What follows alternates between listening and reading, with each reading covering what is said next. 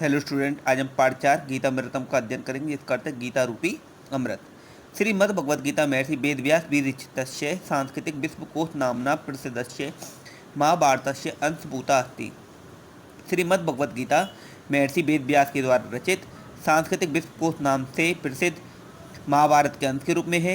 गीता स्वतंत्र ग्रंथ तयापि गीता स्वतंत्र ग्रंथ के रूप में भी संस्कृत साहित्य की सर्वोच्च गौरवभूत ग्रंथ रत्न के रूप में जने समादृयते लोगों के द्वारा आदर प्राप्त करती है।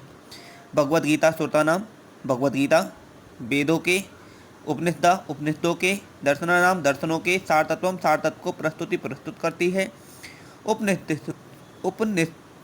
उपनिषदों में दार्शनिक विचार नाम दार्शनिक विचारों की, सिद्धांता नाम सिद्धांतों की काठिन्यमस्ति कठिनता है। परंतु गीता में मनोज्ञा पद्धतियाँ मनोरंजक पूर्ण पद्धति के द्वारा तेसाम संक्षेपर उनका संक्षेप में भाव प्रकाशन भी हृदय को अतीब मनोरम प्रतीत होता है। यथोक्तम जैसा कि कहा गया है, सर्वो उपनिषदा गावो दोग्धा गोपाल नंदन, सभी उपनिषद रूपी गायों को दोहने वाले गोपाल नंदन श्री कृष्ण हैं। पार्थोवश अर्जुन इसका बछड़ा है। सुदीजन और इसके श्रोता इस गीता रूपी अमृत के पाठ को पीने वाले हैं, और जो जितने विद्वान पाठक हैं वे गीता अमृत के दूध को पीने वाले हैं। यदि केवल सप्तशती 700 श्लोक वाली गीता का ही अध्ययन किया जाए, विवेचन किया जाए, चिंतन किया जाए, तो लौकिक जीवन में व्यवहार में लिया जाए तो मानव जीवन सर्वथा सभी प्रकार से सुख शांति से समन्वित और समुन्नत भविष्यति हो जाएगा।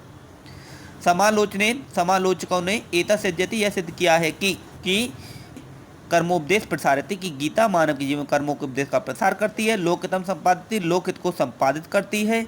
लोक जीवने चा निर्श्रेष कल्प्यते और लोक जीवन की श्रेष्ठता की कल्पना करती है।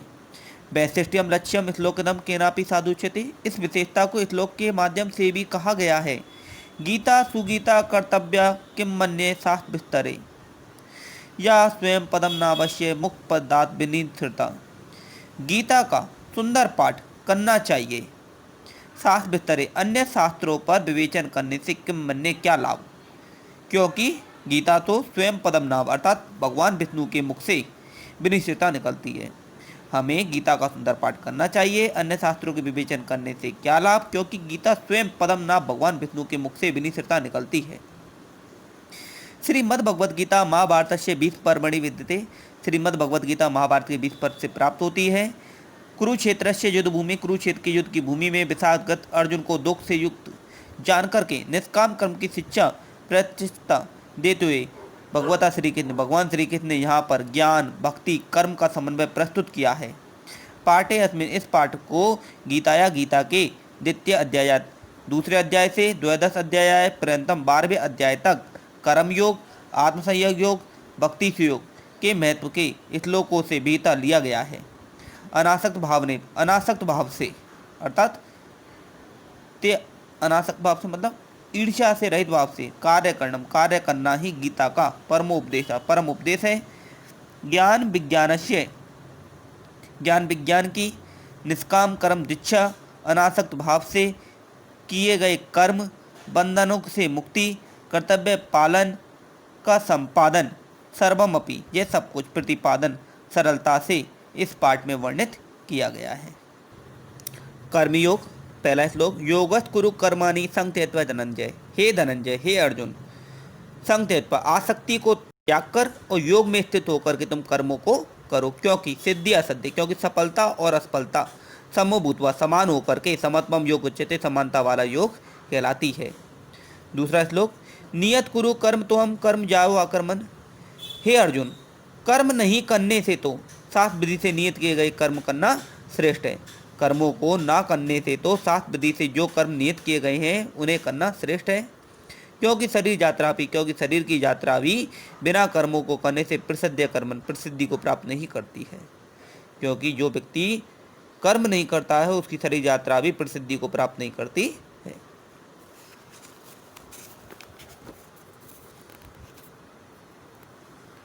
तीसरा श्लोक, कर्म ने भी संसिद्धि स्थिता जनकादि जनक आदि ज्ञानी लोग आसक्ति रहित कर्मों के द्वारा ही सिद्धि को प्राप्त करते हैं। इसलिए लोक संग्रह एवापि, इसलिए लोक संग्रह को देखता हुआ अर्थात संसार को देखता हुआ हे अर्जुन तू भी कर्मों को करने के श्रेष्ठ है, इसलिए तू भी कर्मों को करने के योग्य है। संपश्यन कर तुम ऐसी मतलब कर्मों को करने के योग्य है।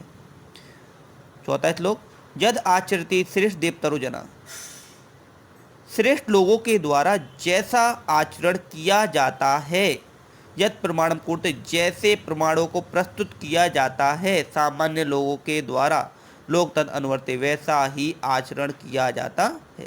श्रेष्ठ लोग जैसा आचरण करते हैं, जैसे प्रमाणों को प्रस्तुत करते हैं, संसार के सामान्य लोग वैसा ही अनुसरण करने लग जाते हैं। अगला है हमारा आत्म संयम योग। उद्धृत आत्मा, स्वयं से ही स्वयं का उद्धार करना चाहिए। ना आत्मनम अपसादे, स्वयं को अधोगति में नहीं पहुंचाना चाहिए, क्योंकि आत्मनेम आत्मना, क्योंकि मनुष्य स्वयं का ही मित्र है, बंधुर आत्मे प्रपुरात्मा, और स्वयं का ही मनुष्य शत्रु है।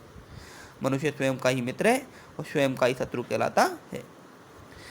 अगला श्लोक हमारा, युक्ता आहार विहारस्य युक्त चेष्टा कर्मसु, यथा योग्य कर्मों में चेष्टा करने वालों का, यथा योग्य आहार और विहार करने वालों का, निष्प्रय काम वालों का, सर्व काम में सभी कामनाओं से योग सिद्ध होता है, ऐसा कहा गया है। अगला श्लोक हमारा, यो माम पश्यति सर्वथा सर्वम च मयि पश्यन्ति। श्री कृष्ण अर्जुन से कहते हैं, हे अर्जुन, जो मुझे सभी जगह पर देखता है उसे मैं सभी जगह पर दिखलाई देता हूँ। तस्याम अहम न पश्यामि, उसके लिए मैं कभी नष्ट नहीं होता हूँ। साचा मैं न पश्यति, और वह मेरे लिए कभी भी नष्ट नहीं होता है। अगला श्लोक हमारा, आसयंतामना योगो दुष्प्रावृति में मिति पश्चात्मना तु यतता संज्ञो उपसत, अर्थात आत्मा से असंयत रहने वाला योग कठिनता से प्राप्त होता है, ऐसा मेरा मत है। आत्मा से संयमित न रहने वाला योग कठिनता से प्राप्त होता है, और मन में रखने वालों के अर्थात प्रयत्नशील पुरुषों के द्वारा यह योग सहज ही प्राप्त हो जाता है, ऐसा मेरे बुद्धि का विचार है। जो व्यक्ति मन को बस में रखते हैं ऐसे लोगों के द्वारा योग को प्राप्त करना सरल होता है, और जिन व्यक्तियों की आत्मा संयमित नहीं रहती है ऐसे लोगों को योग कठिनता से प्राप्त होता है, ऐसा मेरा मत है। अगला भक्ति योग का, सन्निमे इंद्रिय ग्रामम सर्वसंबुध्यते प्राप्नुवन्ति मामे सर्वभूतेते रता, अर्थात इंद्रियों के समुदाय को अच्छी तरह से बस में करके मन बुद्धि से परे सब में समान भाव रखने वाले, सभी प्राणियों के हित में लगे हुए लोग मुझको ही प्राप्त करते हैं, ऐसा भगवान श्री कृष्ण ने कहा है। अच्छी प्रकार से इंद्रियों के समुदाय को बस में रखने वाले, मन बुद्धि से परे सब में समान भाव रखने वाले, सभी प्राणियों के हित में लगे लोग मुझको ही प्राप्त करते हैं, ऐसा भगवान श्री कृष्ण ने कहा है। अगला, अदेष्टा सर्वभूतानां मैत्रम करुणम एवचा निर्ममो निरहंकार समदुख क्षमी, अर्थात जो द्वेष भाव से रहित होते हैं, सभी प्राणियों के हित में कार्य करते हैं, सबके प्रिय होते हैं, करुण होते हैं, दयालु होते हैं, निर्ममो ममता से रहित होते हैं, निरअहंकारी होते हैं, सुख और दुख में क्षमाशील रहते हैं, ऐसे व्यक्ति भी मुझे प्रिय हैं, ऐसा भगवान श्री कृष्ण ने कहा है। यस्मात् उज्जिता लोक, जिससे संसार उद्वेग को प्राप्त करता है, लोकादि जुजेत चाहिए, कभी भी उद्वेग को प्राप्त हुआ है, अर्थात जिससे संसार उद्वेग को प्राप्त करता है उससे लोग भी उद्वेग को ही प्राप्त करते हैं। जो व्यक्ति हर्ष अमर्ष भय द्वेष आदि से मुक्त होता है, ऐसा व्यक्ति मुझे प्रिय है। भगवान श्री कृष्ण कहते हैं, जिस व्यक्ति से संसार उद्वेग को प्राप्त करता है वह व्यक्ति भी संसार से उद्वेग ही प्राप्त करता है, और जो व्यक्ति हर्ष मर्ष भय द्वेष आदि से मुक्त होता है, ऐसा व्यक्ति मुझे प्रिय लगता है।